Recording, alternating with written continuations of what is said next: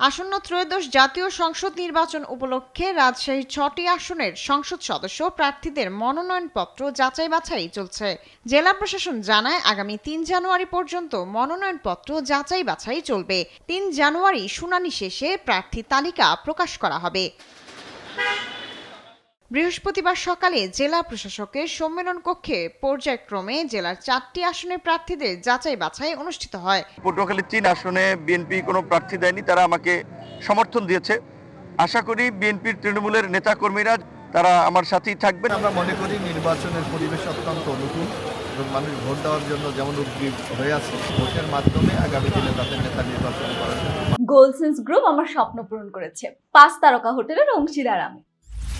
নাটোরের 4টি আসনের বিএনপি ও জামায়াতের সকল প্রার্থীর প্রার্থিতা বৈধ ঘোষণা করা হয়েছে।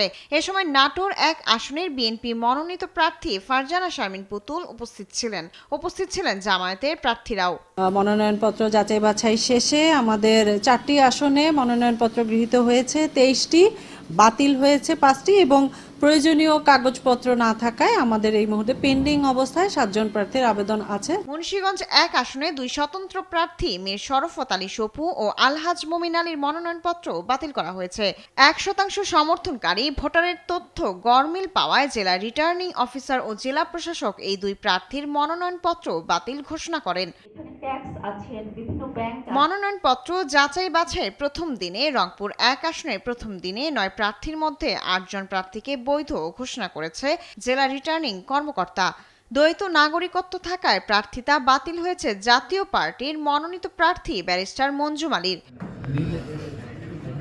শায়লা খান, নিউজ ডেস্ক, দেশ টিভি।